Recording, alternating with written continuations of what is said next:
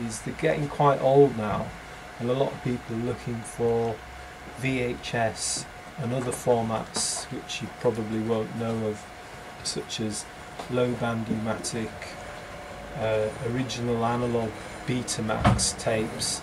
All these tapes are huge.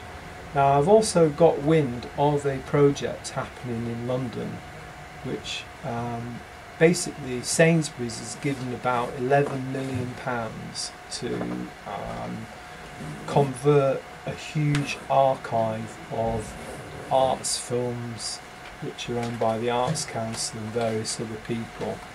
Now all this stuff's coming to the end of its shelf life, and they need people to transfer this stuff. Now one thing they won't do is ship any of these tapes out of London to other places, because they're actually quite fragile.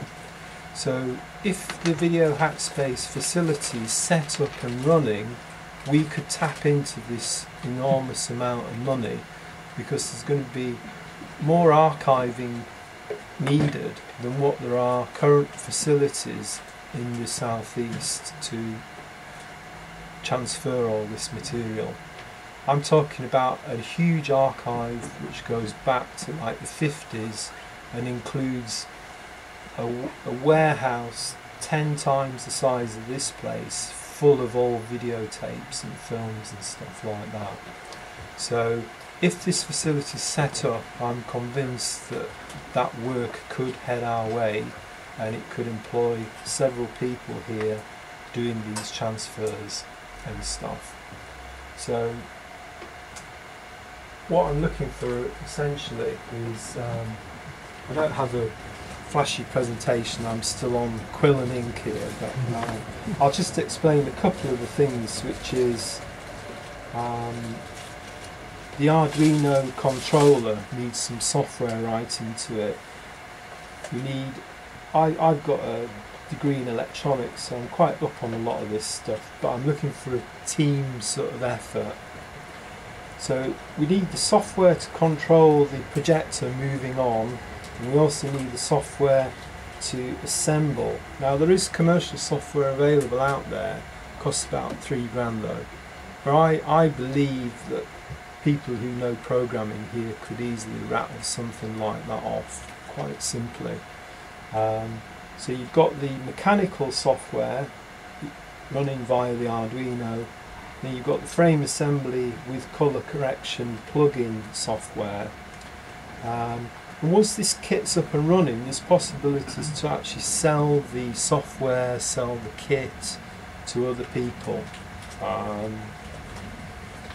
Now, in terms of this transfer facility, there's a lot of formats which people are looking to transfer to digital.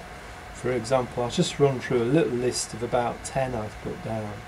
But there's not only Super 8, Standard 8 and possibility of 16mm, there's transfers from VHS, VHS-C, Super VHS, Betamax analog, low band pneumatic, high band pneumatic, digibeta, laserdisc, 1/4 inch analog tape, 8-track analog tape, compact cassette and even vinyl.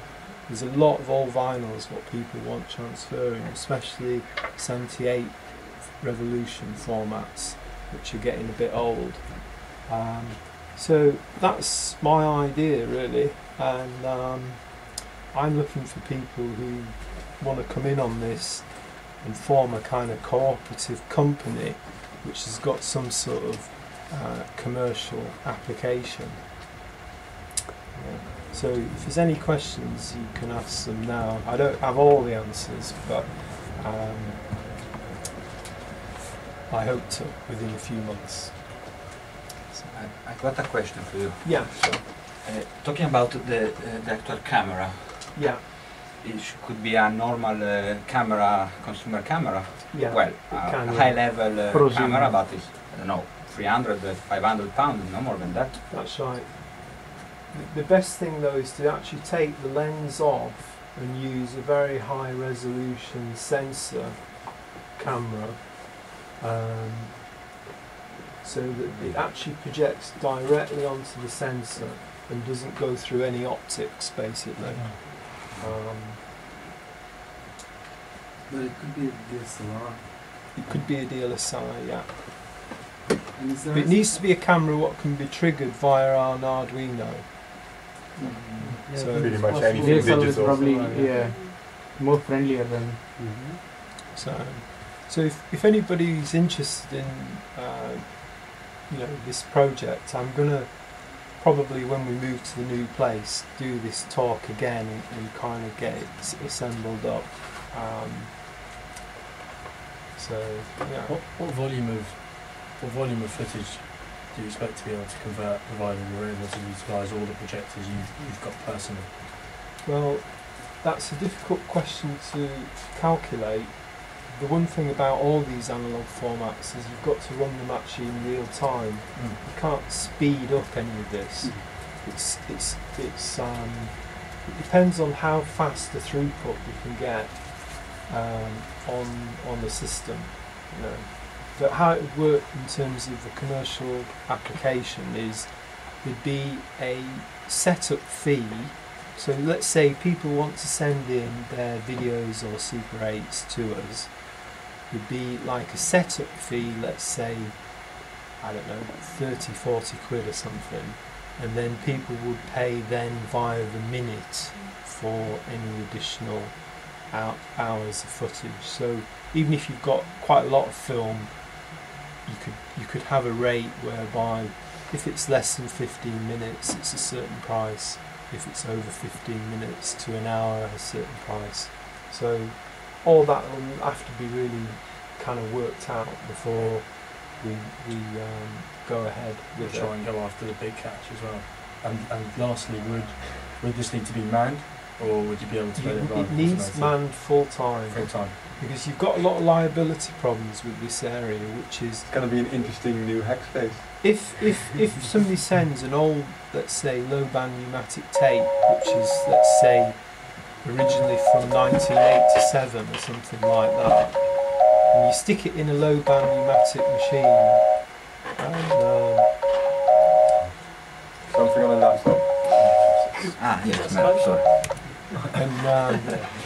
And then what happens is you hear a strange sound and it starts ripping all the magnetic particles off the tape. You've got to know to stop the machine before it ruins the machine and pull the tape out before it ruins the tape. Now if that's the only copy of very rare footage or something, you need to be covered in terms of liability. So, it's a tricky area.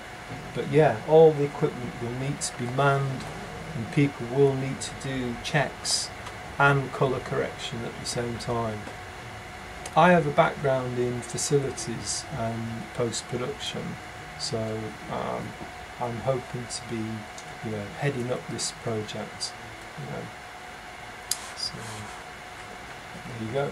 Any other question? So you've got something like that which is like a Super 8 projector, is it? Then would you need something individual for each one of these formats, or are you looking to make a sort of combination? No, everything's I think you would need to.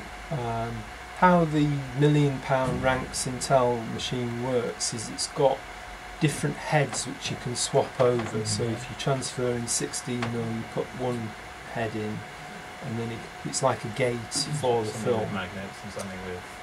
So it's with our system, we'd be growing it from grassroots, just starting off on one projector, what's working, and one simple VHS to digital setup.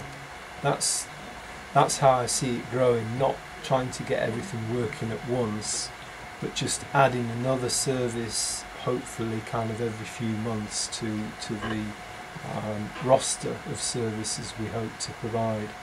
Because the reality is, this new building where Hackspace is moving to is a lot more rent, and it's going to have a shuffle down effect whereby the only people who will be left in the building are people who are actually generating some income. Either that, or it's going to be a very expensive membership scheme. Yeah. So ideally, we need to be moving in there with some commercial applications, or Well, I soon. think that's another discussion, right? For sure, yeah, it is. It's definitely food for thought. I wanted to ask, like, maybe in conjunction to what he said, maybe it is interesting to sort of set it up, even though we would be doing it grassroots and very bottom up, to sort of keep some kind of modularity in there from the start. Yeah. Yeah, might be Well, an interesting I know engineering that challenge. I'm also involved in the Music Hackspace group, which you've heard a little bit about as well. And their idea is to basically do a similar thing with audio as well, possibly setting up a kind of music studio as well, which will be rented out as well as a commercial operation. Simulate vinyl, so you could do vinyl to digital. Yeah. That would be quite prominent in this area, definitely, because there are a lot of people who don't want to be lugging around big cases of chests of vinyl and would like to convert their investment already into music into digital format. For sure. Big time. There's a lot of work transferring analogue tape as well, quarter-inch tape. Can I ask a question about that? Is that not something that you can do easily with a laptop? I don't know, I haven't looked into it, but is it not something that you can do? I know Macklins have products for this kind of stuff. What line? For vinyls, yeah. Vinyl. Vinyls, yeah. Vinyls And like cassettes. 30 quids or something, you know, you can buy the USB. I have no idea what it's like, but I know I've seen these things available. Well, with a laptop. the thing is that the majority of people can buy that equipment, but they don't, because they want the professional standard conversion. If you're, you know, if your prize dub plate, what you cut in 1992, what's transferring to digital, you don't buy a cheapo kit from so-and-so. You want it professionally mastering, basically. So the area of restoration and professionalism comes into play. It's not going to be an amateur facility, basically. We're going to be able to colour correct and remaster all stuff. That's the sort of level I'm working on. If you're looking online, there's loads of people with their own little home setups, sort of transferring a bit of this and a bit of that. That's not the really idea I want it to be. I want it to be a cooperative run kind of professional business. Thank you. Thank you very much.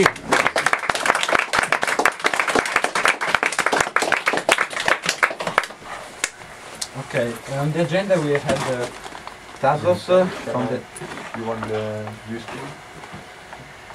I think the battery is going down, by the way. Yeah. Well, anyway, because we had lined up Tazos from the Music Hackspace, but he told me that he can't make it. He's part of the Music Hackspace. He's very good in circuit bending. I already spoke with him a little bit. The idea is to create a sort of video synth using an old mixer, a Panasonic AV5, AV3. I don't know if you are a little bit familiar, but he already did something like that, and we had this mixer in the VideoHackSpace. So the idea is probably in February to have a sort of workshop to show how to circuit bending video equipment. You feel free to bring your own gears, whatever you want to hack, because he already did some workshop from the Music Hackspace. I was involved in one, and was to use some toys which play some different sound from the very cheap toys made in plastic you can find, and open them, change something inside to create some different sound, put some buttons, faders, so changing the resistor so you can differentiate the voltage and produce different sound. The same could be done with video equipment. Unfortunately, you can't make it tonight, probably we'll present it the next time. Moving the agenda, Fabio, on here. Yes, Fabio, my colleague, will present the engineering group in a bit. I don't know, is there any question? Because This idea of VideoHackSpace just started from me and Fabio, my friend, but I probably explained a little bit before what it's about. So it's about promoting ideas, find people interested in collaborating, documenting everything. We are recording, we are streaming online. So also for a future project, we're gonna do some tutorials. We're gonna put the link on the website when you can download the tutorial with the file. So also the workshop will be, everything will be documented and probably will be free. Maybe if there are some, also relating to the workshop, if someone of you is good in doing, I don't know, coding, hacking, anything you can think about it, I'm open to any proposal for hosting a workshop. The idea is to meet at least once a month. Let's see how, this is the first meeting. Probably Thursday is a good day. I'm not sure about the next one, but for sure will be at the middle end of February. And after that, probably after 2 or 3, we'll see if there is another, a lot of people. We can do it bi-weekly, something like that. Because, as I told you before, this is the London Hackspace facility, but in theory, the member of the subgroups, if they're coming only during the meetings and workshop, they don't have to pay the fee. But obviously, you can't access all the other fancy stuff we have here on 24/7. But yes, the membership of the London Hackspace is not mandatory, and we try to keep everything free, because yeah, everything will be sure for free. But apart from, I don't know, someone is interested in a very specific theme.